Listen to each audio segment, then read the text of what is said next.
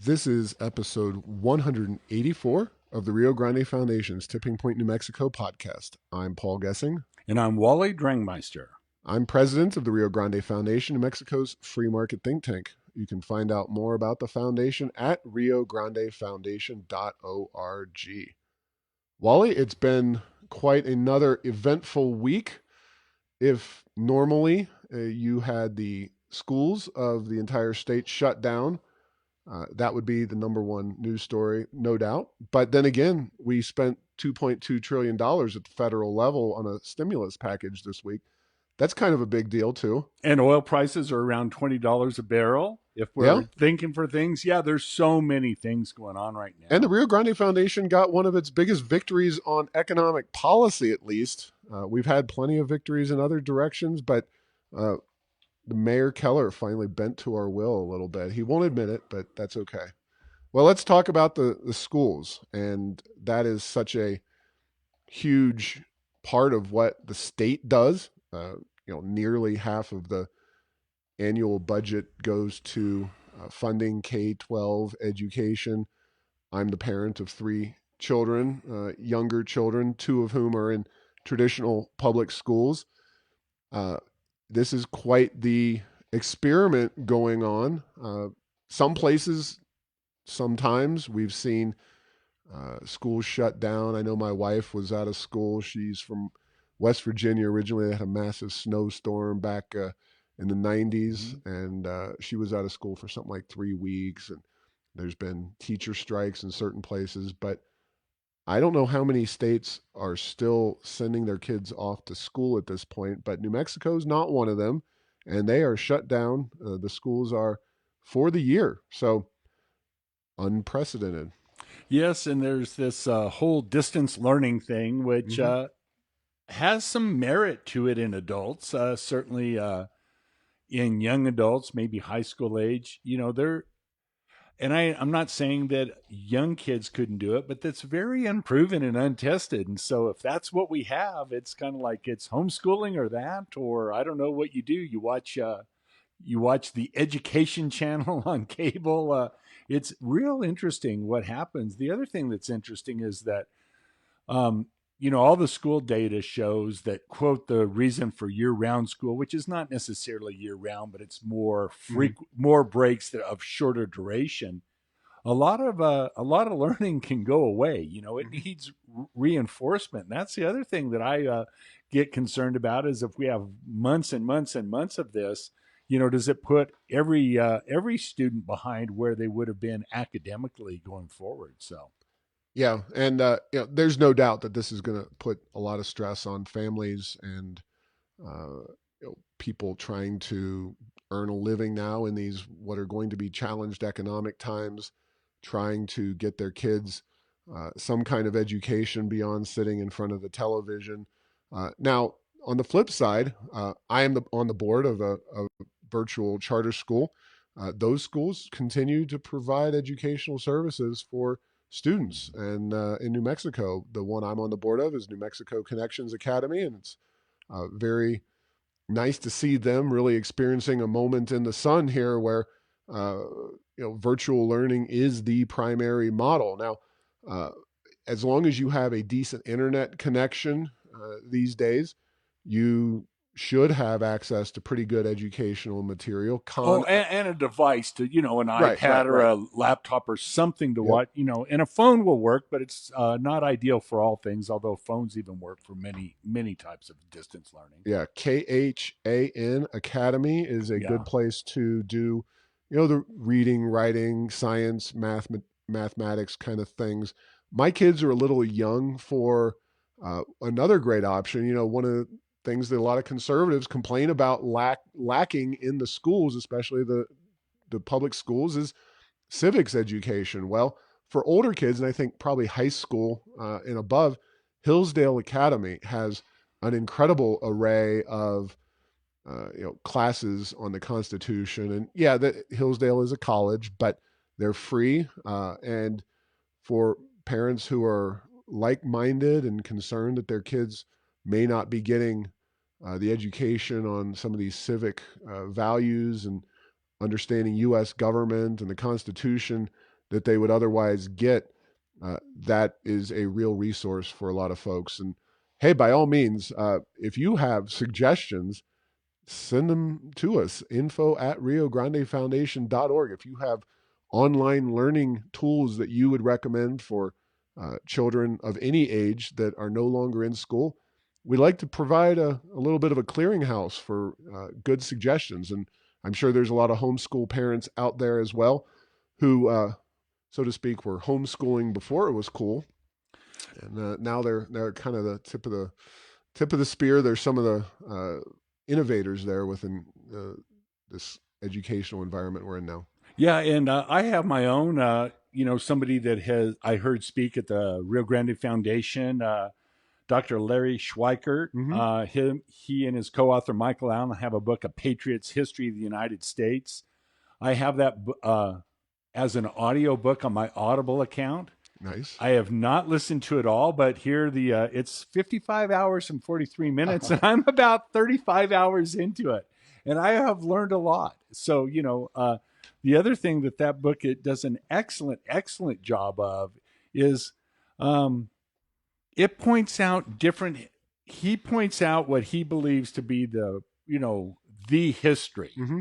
but he says when others have differing opinions, he brings them in very much. So if you want to learn more, the ability to learn more out of that is, and you would think in 55 hours, well, you could learn everything there is to know. Once you do anything, the more you know about it, the more you realize you're just getting the tip of the iceberg. Oh, But yeah. that is a 55-hour and 43-minute tip of the iceberg. Fantastic book. And you can actually listen to it. So it's well written. It's conversational in tone. It's informative, but it does not have that droning on, Ferris Bueller's Day Off history, Bueller, anybody. It's not that. It's well read. So highly recommend. Good. Well, as somebody who has listened to on audio uh, Robert Caro's epic coverage of the Lyndon Baines Johnson career and presidency, that's probably 55 hours of material about one guy essentially, Yes. and very eventful career there. Not definitely the most pro freedom or free market president or politician that's ever graced our halls of Congress or the White House. But yeah, I mean, if you go into enough detail and thought on some of these people and issues across American history, you can spend a great deal of time there. But yeah, I've got my kids watching video series called Liberty Kids. It's Mm-hmm. more for the younger set. So the very first episode, it's available on YouTube, and they uh, went through the Boston Tea Party, and now they're talking about the intolerable acts. And so we're going to go through certain aspects of the revolution. And I think that is something that you don't get as much of in a traditional public school these days. And we're going to fill that gap and do all the other, math and try to do the science and whatnot where possible. But it's it's an interesting time there, and we can talk about the budgets and the pay and whether the schools are stepping up to the challenge of creating educational options, because not all parents have computer access, internet access, especially in rural communities. And this is going to be a time hopefully where the bureaucracy gets creative, but more importantly, and as I point out in a blog posting at heirsofenchantment.com, now more than ever, this is where parents have to step up. And the issue we've always dealt with is that often in New Mexico, people who may not have high incomes, may be recent immigrants, may not even have great ability to speak English, are seen as being so disadvantaged that they can never possibly have children that perform at a high level. Whereas now more than ever, there are tools and opportunities available to these students if they are directed to by the parents, especially, the time is not a factor right now. But the question is, do they have parents pushing them to learn and engage, or is it just sit and watch TV and play video games for 8, 10, whatever hours a day? And I think that is where the wheat and the chaff are going to be separated. And we need to make sure that parents across our state, across our country, are doing the right things. Yeah, and there's a history in the United States of relatively uneducated immigrants to our country being very pro education, pro achievement, and doing great things to help that next generation. And yeah, this is a great opportunity. So we can sit there and sit on the couch and watch Netflix for 16 hours a day, or maybe learn something too. And, just another shout out from people that are out there. You know, it costs a little bit of money, but people that like to learn how to do things, programming, Mm-hmm. websites, production of audio, like this podcast here, lynda.com, lynda.com, it's in the $30-$40 a month range. I've gotten invaluable things from them over time. Mm-hmm. And once you take a course or two in a topic, what's interesting now, the other thing is that you wouldn't think that YouTube is one of the most valuable resources, but when you're working in technology, to have a forum out there, and if it's general enough software, it's in YouTube. I don't think I could do my job half the time if I didn't have a YouTube video to Mm-hmm. help me work out these technical troubles and technical issues. And now's not a bad time to maybe add a new skill while if you're one of those unfortunates that not only has to be home, but their job is gone. You're not working from home. You're just forced to be home. Yeah, and hey, for all those geology buffs out there, west side of Albuquerque at least, and I know a lot of places around New Mexico have interesting geological formations, and took the kids up to the volcanoes that are on the west side of Albuquerque, and nothing better in terms of a geology lesson than looking at a volcano or the remnants of a volcano for yourself and seeing the rocks and how everything flowed and talking about some of those issues as well. So Yep. we have a lot of opportunities in this state, and that's a great opportunity to get outside as well and Yeah. do a little exercise while being socially distanced. Uh, Wally, now we had like I said, a nice little win this week, and I think we're going to see further fruits of this win at the county level. But uh, when it comes to plastic bags, and the city of Albuquerque has a plastic bag ban in place. We had an op-ed in the Albuquerque Journal that had the dual purpose of uh, clarifying and informing that plastic bag bans do create issues when it comes to the transmission of germs and whatnot. But we actually critiqued Pat Davis, city councilor, for uh, at the time early this March, calling for further restrictions on plastic bags. Stores are allowing certain bags that are thicker than 225ths of a millimeter to go out the door. And Davis says, "Oh, this is bad. We shouldn't be doing this." And actually, now Mayor Keller, very progressive, he takes no back seat to anybody on these kinds of uh, loopy, greeny weeny issues. He has 30 days given an exemption to stores to allow them to use plastic bags of any provenance. Some stores, I know Smith's at one time had said they don't want reusable bags coming in. I think they've backtracked on that, but some states have banned reusable bags because of fears of germs being spread. And the county's got an even more restrictive uh, plastics ban that doesn't just include grocery bags, but also includes clamshell containers and other things given out at restaurants, and restaurants not using plastic bags. So we're working on them, and I think we're going to see some favorable developments from Bernalillo County as well. But uh, a lot going on the plastic bag front. Yeah, it is interesting, and not necessarily the coronavirus. So I would just Mhm. even taking that off the table. One of the issues with reusable bags into grocery stores is that when you have food, particularly meats that leak, and fruits and vegetables, they have bacteria on them, and those, a little moisture in there, and you can have a breeding ground Mhm. for bacteria. So It will be interesting. We've talked on the podcast before. Starbucks and other places will not let you bring your own reusable cup in because Hmm. they don't know that the circumstances under which that was either washed or not washed. I don't know. I've worked with coworkers over the years that would wash their coffee mug once a year, whether it needed it or not.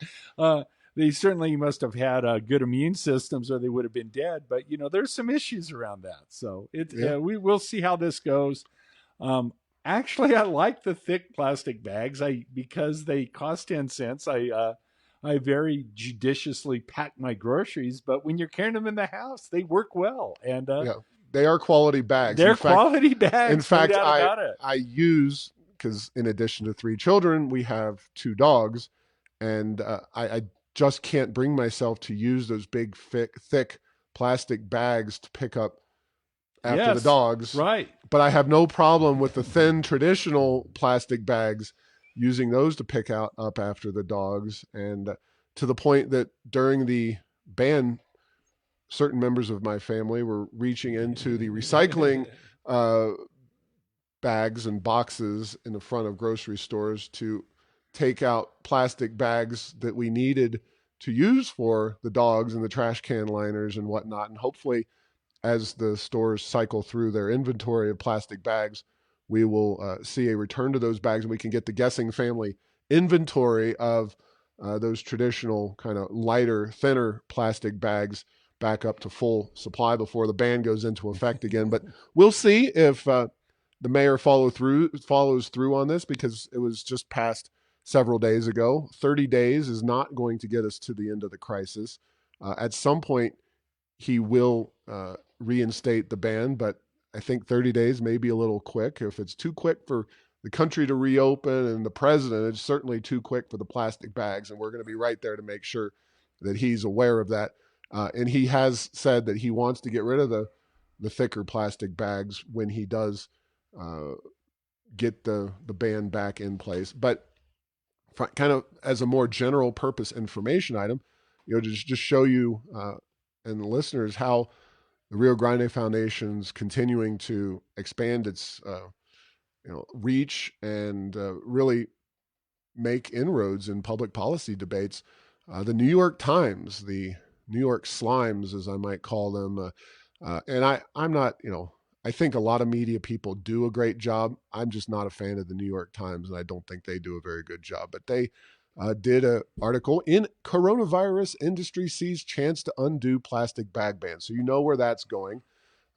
It was March 26, 2020, by Hiroko Tabuchi, and she wrote a lengthy article about plastic bags and the battle over reinstating or abolishing plastic bag bans. But she specifically mentioned the Rio Grande Foundation. She certainly did not portray us in anything relating to an objective light. She claims that the Koch brothers are the ones pushing us to oppose plastic bag bans, which I can assure you that the Koch brothers don't give two rips about plastic bags, and nor have they written us any checks to do any work on those issues. It's just appalling. The generic boogeyman, though, isn't it? Yes. For libertarian and conservative thought is like the Koch brothers are doing it, so it's like no, they're not. Yeah. So it is an article you can read, and you can see the beloved Rio Grande Foundation there in the New York Times, and it is what it is, because the article is definitely not the way we would write it. She never contacted us to discuss the issue in any objective way. Just wrote the article based on, there's some good stuff in there about our tweets and different initiatives that we've embarked upon relating to plastic bags. And like I said, we had at least a 30-day deferral at the city level, and I think the county is going to act soon. Bernalillo County will. Uh, Now, we've gotten to this point, Wally, and I guess before I move on with talk of the federal stimulus package, the huge piece of legislation that passed, it's worth noting that as patterns of socialization and people's time change and evolve during this whole situation, this is a great opportunity to listen to this podcast, share the podcast, share the information, because we're coming at things from a different perspective than the media.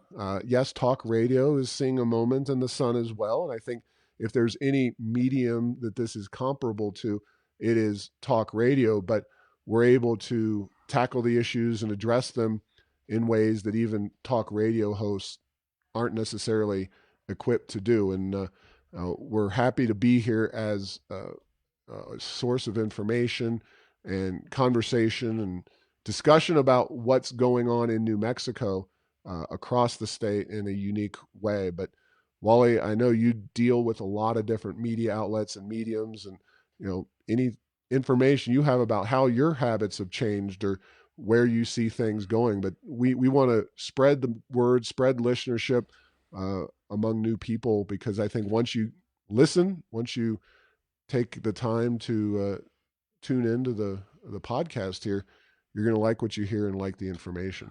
Well, it is interesting. Talk radio, not that nothing is either all emotion or all logic. Don't get me wrong. This is not a Captain Kirk, Mr. Spock personification here. But when you look at just the medium of television news, local news in particular, but the national news, it's very image driven, and the stories tend to be very, very short. Mm-hmm. And images are fantastic for emotion. You can make somebody mad, you can make somebody angry, you can make somebody scared very easily. But when it comes to discussions of what is really happening out there and what really is the right path to take to get us through something like the coronavirus, not just the virus itself. That's important. It's hugely important. Don't get me wrong, it's of great importance. But there's whole economic issues. If I was thinking the other day back to my nerdy kind of mathematical background in college, if we optimize everything for the suspension of the coronavirus, we would shut down all industry. Mm-hmm. We would shut down the utilities. We would shut down food. We wouldn't eat. That's obviously not the case. We know that's not the right thing to do. But the questions about whether we're going too far or not far enough with regard to certain policies are of huge importance. And I don't think they're just life and death discussions relative to the people that get the coronavirus. An economy isn't this thing that the government allows to exist Mm-hmm. just for the heck of it.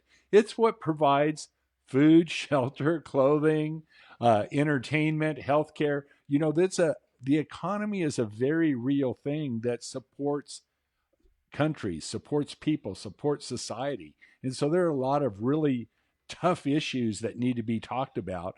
And I don't think that you can do them justice in a 45-second image oriented television report, for example. And I think we can do a better job on the podcast saying, what is this issue really? We may not have the answer, believe me. Mm-hmm. We don't have all of them, but I don't even think the questions can get asked on television news. And not to pick on them, but I Yeah. don't even think the questions get asked sometimes appropriately. Yeah, and talk radio does a great job with a lot of different things, but there's limited perspectives and limited options out there for some of those formats. And I certainly encourage folks to gather as much information as possible, and talk radio is one of those formats that I think has really seen a resurgence thanks to this issue. And we certainly want to contribute and expand upon that in the podcast format. So let's talk about this whole stimulus package. Now,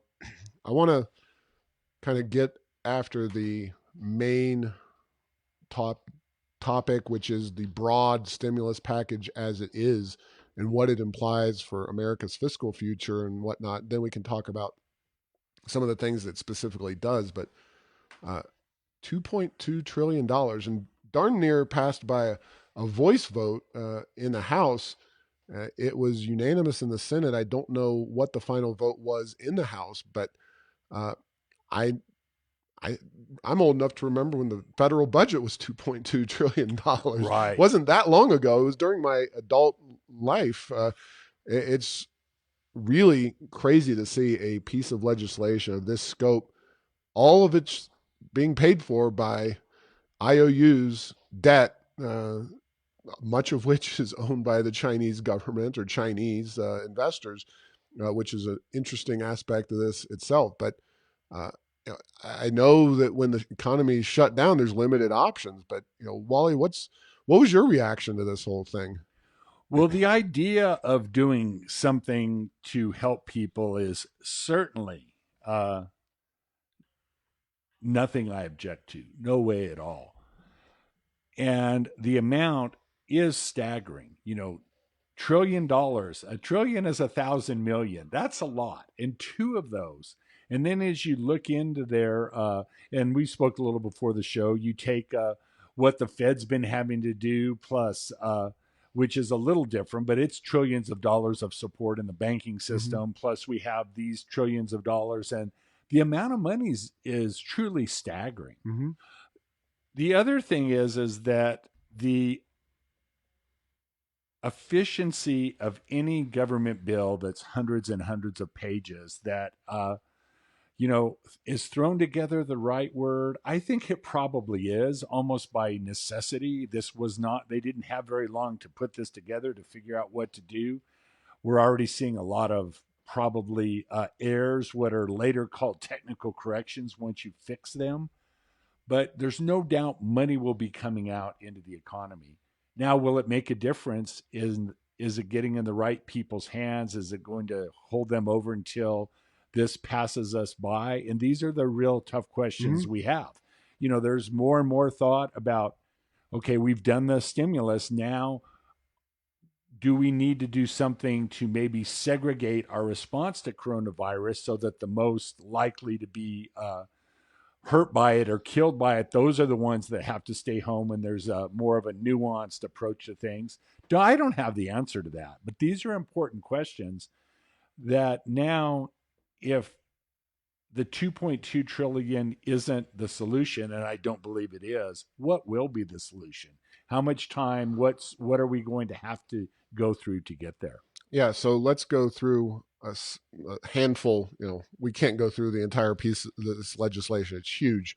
But according to Senator Udall's office, New Mexico will receive 1.25 billion out of the relief bill. That is money targeted at the actual state government and local governments as well. That's a relatively small portion, but you have much bigger states out there, and then of course, not all of the money is going to directly be filtered through the states. You're getting individual checks to people. $1,200 to individual New Mexicans, depending on income level. Not going to go into that right now. $2,400 for couples who are married. $500 per child, uh, and the full amount varies based on incomes. Again, unemployment benefits, and this is one of the weird things about this is that some people will be getting at least as much as they were paid when they were working. The And income potentially level, in some cases more, right? yeah, the Yeah. income level is relevant. So uh, that's a huge aspect of this. It's up to $600 per week for up to 4 months. So there is a drop dead point in terms of when this will go away or not be available anymore. But $600 a week that's a lot of unemployment payments. Direct loans to industries of $500 billion, billion with a B. Of course, airlines have been incredibly impacted by this. So that's one of the many industries that are getting money. $100 billion for hospitals uh, is one of those. State and local governments. New Mexico, I mentioned 1.25 billion, but the total pool of money is $150 billion. The Pentagon's getting 10.5 billion. I know there's a hospital ship now stationed in New York Harbor, and I'm sure that is part of the equation. But that's a lot of money. Industries that are not getting much include insurers. So the insurance industry is not getting much. They're definitely going to be impacted, as well as oil and gas. And I'm not saying at all that we would support this kind of thing, but our friend Larry Barons, who's been a regular podcast interview here, his group Power of the Future is talking about a boycott essentially of the United States against Russia and the Saudis in terms of their oil coming over here. I don't know that that gets us where we need to go. Uh, if your goal is to provide a higher price, and I'm not saying that's even something that the government should be trying to push, but uh, world price markets, that's what sets oil prices, not uh, shipping, stopping it from certain countries coming in here. Telemedicine, $200 million. No money for the cruise industry. That's a complicated one. Uh, Propping up the postal service is part of this. Retailers, 25 billion for food stamps and child nutrition, 24 billion for ranchers and farmers. Uh, One I don't get is $30 billion for schools and school districts and colleges. Um, these are entities that are by and large creatures of the state. Now, if we're talking about private institutions, that's a different thing. But mostly, you're seeing in New Mexico funding going in, but not a lot of educating or educational product coming out. I'm not sure why $30 billion was included, but uh, you can bet that the lobbying for this massive piece of legislation was hot and heavy. And yeah, the journal had a nice editorial. There's a lot of information about this and what impacts it's going to have. Obviously, the individual checks and the unemployment insurance are two of the big ones, as well as funding for the state. But uh, unprecedented amounts of money and new debt being added into the federal debt, which is already $22 trillion. At least 2.2 trillion added to that. Another trillion almost just in kind of annual shortfalls, and that's when the economy was good. Now we're going to see a collapse in tax revenue. So it's the amount of debt added to the federal pile is going to be quite sizable here in the not too distant future. Yes, and I'm starting to see articles about reacting to coronavirus and throwing money at it does not mean that this thing called modern monetary Oh boy, yep. policy Theory theory, is excuse me, MMT. I have it written down. I that's said okay. it wrong. Modern monetary theory. And correct me if I'm wrong. That's basically that governments can print as much money as they want ad infinitum, and it Mm-hmm. will never come back to haunt us.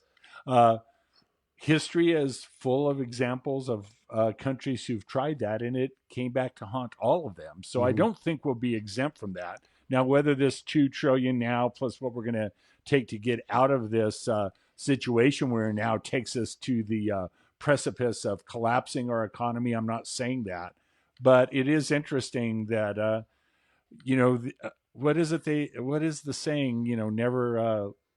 Never let a good emergency or a good crisis go to waste. There are those that advocate spending almost limitless amounts of money on everything from the Green New Deal to, universal health care funded completely by the government. They're using this to say, see, nothing bad happened.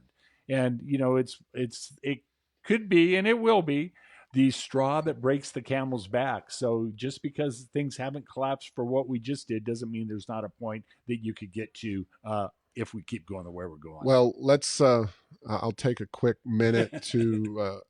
I'm familiar with modern monetary theory, and the basic gist of it is what you're saying.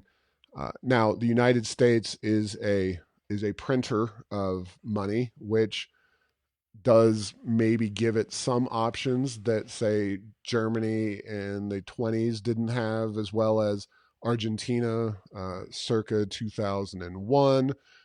Other countries, I've had in my possession at one time or another a 100 trillion Zimbabwean dollar banknote. Of course, Zimbabwe inflated the heck out of their currency.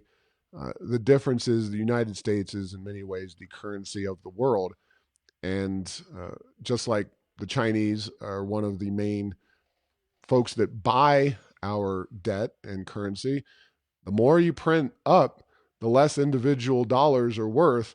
And so the if China really wanted to mess with us, they don't have to start a virus. They just have to stop purchasing so much of our debt and holding so many dollars. But yeah, this is going to filter through the system in ways that we do not currently understand and know. And yeah, I think modern monetary theory is quackery of the highest order. It will eventually, debt will eventually cause our system to break under its own weight. But how close we are to that, it's like with anything, the stock market. You think, I can't believe it's at this level or that level, and the next thing you know, it changes very dramatically for the better, for the worse, as we've recently seen, and you can't really understand because we were still bouncing along. The coronavirus was known; it was spreading, but the stock market really didn't react to it until first or second week of March, and we saw that. Couple of things. I'm not going to go through them right now. We have other topics to look at, but I want to flag them for folks. Heirsoфenchantment.com. We have put out some detailed plans on balancing both the FY 2020 budget, that's the state budget that we're currently in. It'll end in at the end of June, June 30th. And then we have an analysis of ways to address that, as well as some specific proposals for balancing the FY 2021 state budget. That's the one that was passed just this last legislative session, and probably is going to face the more serious challenge because obviously we're three-quarters of the way through the fiscal year that ends in June, and oil and gas money was pretty good. There's some challenges on both, but the thing that we think that should really be focused on by those who are concerned about the budget. A, don't raise taxes, especially in this economic time. But moving forward, no excuse for raising taxes. Secondly, shared sacrifice. There's a lot of people booted out of work in the private sector, whereas government, it's a pretty good. This is where having that sweet government paycheck really pays off because you're going to have that paycheck next week and down the road. The government's not going anywhere. We think that cabinet officials who got 17% raises, those should be on the chopping block. Raquel Reedy, the APS superintendent, who got 11% pay increase. Other public officials, public employees, should have some of those recent pay raises that were passed during fat economic times clawed back and eliminated. Now, with Carol White on our interview here this week, we talked about what does the governor have the power to do and what doesn't she. I don't think anybody outside of those government employees, those cabinet officials, or whoever she goes after, will have much of a leg to stand on to say, "Oh, you can't do that." I mean, imagine you're making, you got a 17% raise, and you're doing, hundreds of thousands of dollars in your job.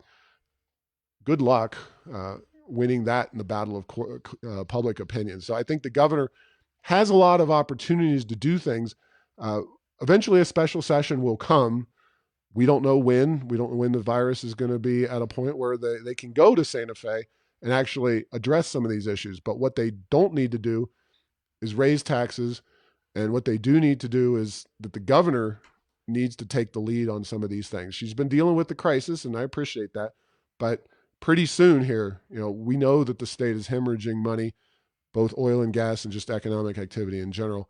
I think the governor needs to step up and really start making some hard decisions and be aggressive in making those hard decisions. Yeah, and I've read some articles that called on politicians to please quit calling this a war on coronavirus. So I'm going to honor that. But the metaphor of war is accurate in the sense that you can't just worry about one thing at a time. There are True. many when it comes to massive wars, World War I, World War II. So there are a lot of moving pieces and a lot of moving parts. And there's no doubt that the virus is huge, getting that slowed down and eventually under control. No question about it. But if that's all we worry about, I think we'll look back. There's the thing that that those in Washington say, well, if you think we're overreacting, we're probably doing the right amount. And okay, fair enough. I do think that if there isn't at least some acknowledgement of the economic issues with regard to keeping the economy going, you're probably going to look back at that someday and say, wow, how did we not think that was important to deal with at the time before the virus was eradicated and went away? So, Yeah, and oil prices, as we record this, dropped 5.7% today. They are right on the cusp of $20 a barrel, and that is a real challenge for the state of New Mexico. And a bit of lighter news, Wally. You probably missed it this week, but Earth Hour was celebrated or acknowledged by a lot of folks around the world. didn't it used to have a day? Yeah, Earth Day. Or is this That's coming different? up in April, Okay, but but this is just this the is different. hour. And it was, This is kind of the made for TV version. yeah. Well, this is where you're supposed to sit in the dark at home, and I think, and kind of be green for that hour. Gotcha.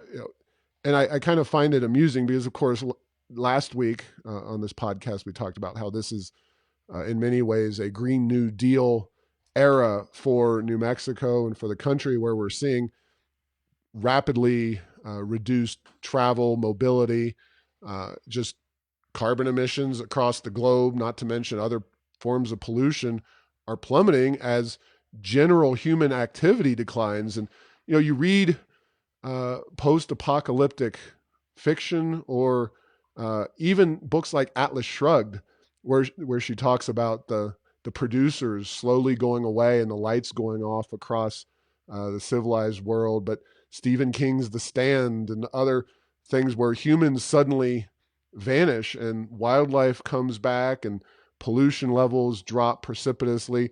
We're already seeing that. We don't need an hour called Earth Hour to celebrate or address this, but this is what the environmentalists are pushing for. They like what is happening now. They may not like the means to achieve it, but the way that we live right now is not the way the vast majority of human beings want to live every single day for the rest of their lives. But it's what the environmentalists, taking their aims to the logical conclusion, is ultimately going to do. Yes, this is a shared, albeit at times from some people's perspective, forced sacrifice we're in. So Mm-hmm. fair enough. I'm in. I'm in. We have a social distancing here. I've left my house about once a week. That's it since these things have been happening.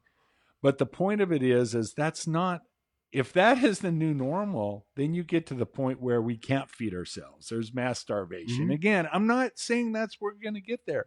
We are not. But these sort of things like this, they just crack me up because they're, it's a little bit like when the school children are the ones that testify on the plastic bag bans. Mm-hmm. This is all good. This has some beautiful fairy tale quality to it.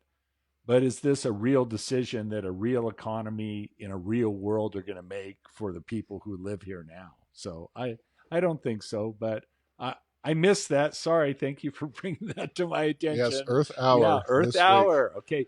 Well, I maybe will celebrate Earth Minute and then Earth Second. You Yeah. got to keep getting better. You probably already participated by not commuting to work in your vehicle. All right, very good. And I Congratulations. was an early adopter of Zoom. I've been using Zoom for years instead of There you driving go. places. So All right. Well, that's where we're going to leave it. Always a lot to discuss, especially in this coronavirus crisis. But thanks for listening to this week's podcast. Make sure to get the latest edition of Tipping Point New Mexico by subscribing at Apple Podcasts, Stitcher, and Spotify. You can post or comment on this and other episodes on Facebook and Twitter. and tell Google Home to play Tipping Point, New Mexico. Thanks to Path 3 Marketing for producing this show.